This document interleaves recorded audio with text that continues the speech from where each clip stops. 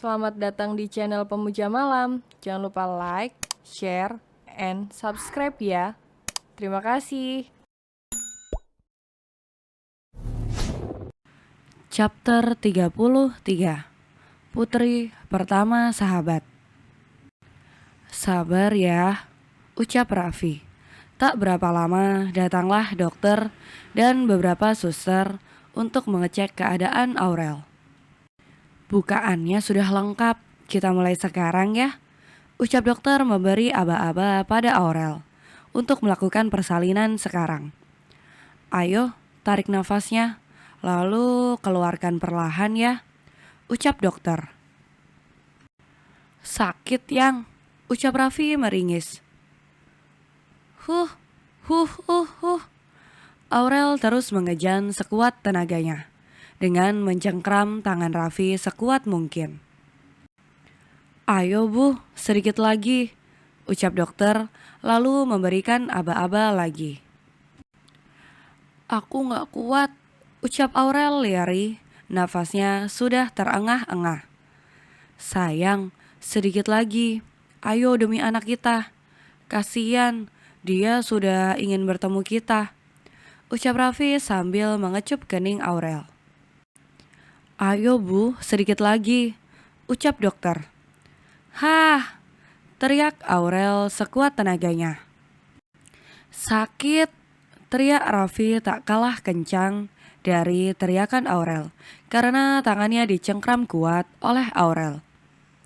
Oe, oe, suara tangisan bayi terdengar, membuat rasa sakit di tangan Raffi seketika hilang. Baby girl, selamat ya, ucap dokter tersenyum, lalu meletakkan bayi Aurel di dada Aurel. Anakku, ucap Aurel tak percaya bahwa kini ia sudah menjadi seorang ibu. Kamu berhasil sayang, ucap Raffi menciumi kening Aurel dengan bahagia. Aku jadi ibu, ucap Aurel kini dengan isak tangis. Terima kasih sayang, terima kasih, ucap Raffi yang tak henti-hentinya bersyukur. Dokter pun mengambil bayi Aurel agar segera dibersihkan dan diadani oleh Raffi.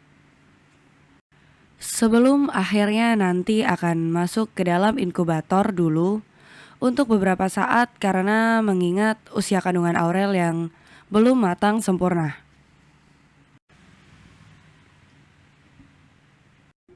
Semua orang bahagia atas kelahiran anak pertama Aurel dan Raffi.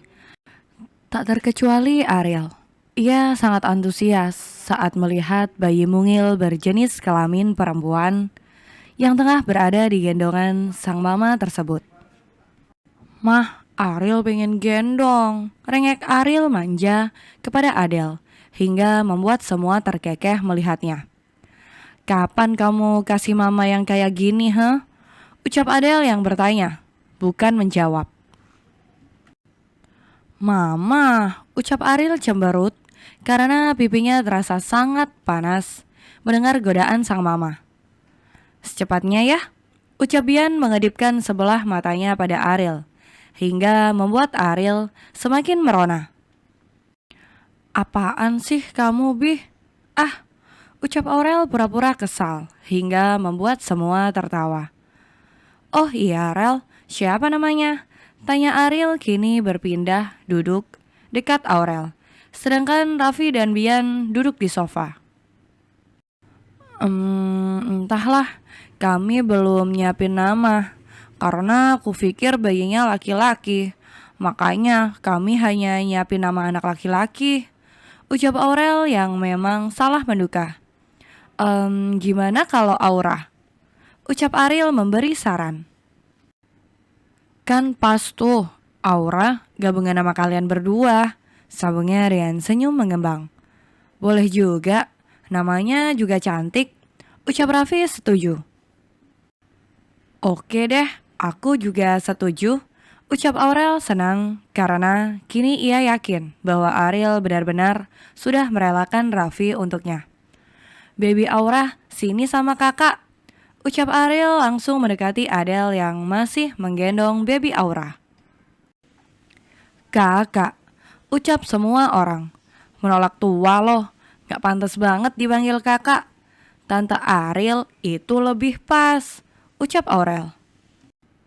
Enak aja tante, ogah, gue masih muda, masa dikatain tante-tante? Ucap Ariel menggeleng-gelengkan kepalanya. Aurel pun juga masih muda, tapi udah jadi ibu. Ucap Adele membuat Ariel cemberut. Jadi ibu juga karena terpaksa. Kalau bukan karena si buaya itu, mana mungkin Aurel jadi ibu secepat ini? Gumam Ariel dalam hati sambil cemberut. Setelah beberapa hari di rumah sakit, Aurel dan Raffi kini sudah kembali ke rumah. Bukan di apartemen lagi, tapi kini di rumah Aurel sendiri.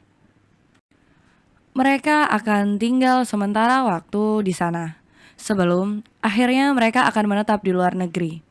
Karena Raffi harus mengurus perusahaan papanya yang di sana dan melanjutkan S2-nya di sana. Awalnya Aurel menolak dan masih ingin menetap di Indonesia. Namun ia tidak bisa memilih. Ia mau tak mau harus mengikuti kemanapun suaminya akan membawanya pergi. Raf, kamu istirahat aja, biar Aura sama aku. Ucap Aurel saat melihat Raffi masih asik memangku bebinya. Padahal jam sudah menunjukkan pukul 2 dini hari. Kamu istirahat aja sayang, biar aku yang nemenin Aura begadang. Ucap Raffi tanpa mengalihkan pandangannya dari Aura. Tapi kamu besok harus kerja loh. Aku gak mau kamu kecapean dan sakit. Ucap Aurel. Gak akan sayang, udah kamu tenang aja. Kamu istirahat Ki, biar besok bisa ngurus Aura lagi. Kesibukanku di kantor tidak seberapa bila dibandingkan kamu seharian mengurus baby Aura sendiri. Ucap Raffi mengusap kepala Aurel dengan sayang.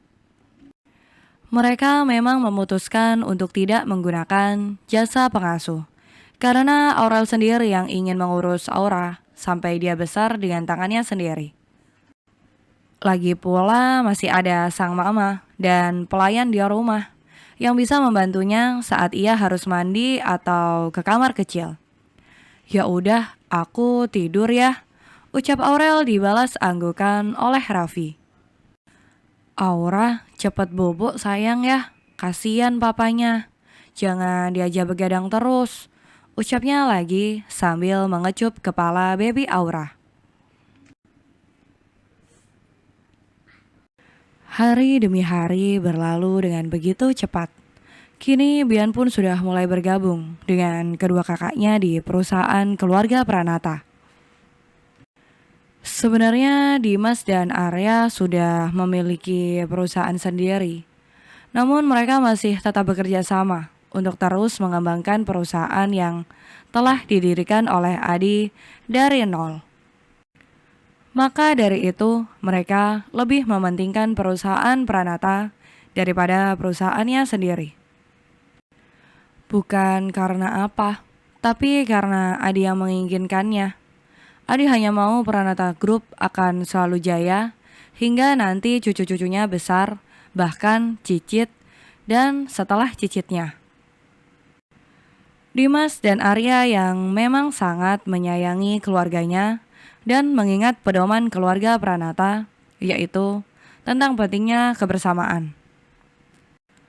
Maka Dimas dan Arya rela lebih banyak menghabiskan waktu untuk Pranata Group. Perusahaan mereka serahkan kepada asisten pribadinya, dan hanya sesekali mereka akan mengunjunginya. Disitulah Bian mulai berpikir, bisakah ia kelak membangun perusahaan sendiri seperti kedua kakaknya?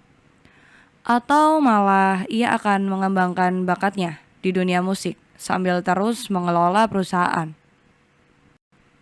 Bian, panggil Arya untuk kesekian kalinya. Karena sedari tadi Bian hanya diam melamun. Fabian Pranata Yoga, seru Arya lagi hingga membuat sang empunya terkejut. Abang saut Bian dengan kesal. Apa yang kamu pikirkan? Masih berniat mau nyanyi? Cibir Arya. Bang, itu tuh impian Bian. Kenapa nggak ada yang ngedukung coba? Ucap Bian dengan lesu. Kamu tanyakan pada calon istrimu, mengapa dia tidak mendukungmu? Ucap Arya santai sambil menyadarkan tubuhnya pada kursi kebangsaannya. Sedari tadi gue jelasin panjang lebar, kayaknya gak ada yang nyangkut di otak lo. Ucap Arya kesal. Gue berasa bacain pidato sama rungu. Ucap Arya datar. Iya, maaf bang. Sekali lagi jelasin ke Bian, janji deh gak akan ngelamun lagi. Ucap Bian memberikan dua jarinya membentuk huruf V untuk meminta maaf.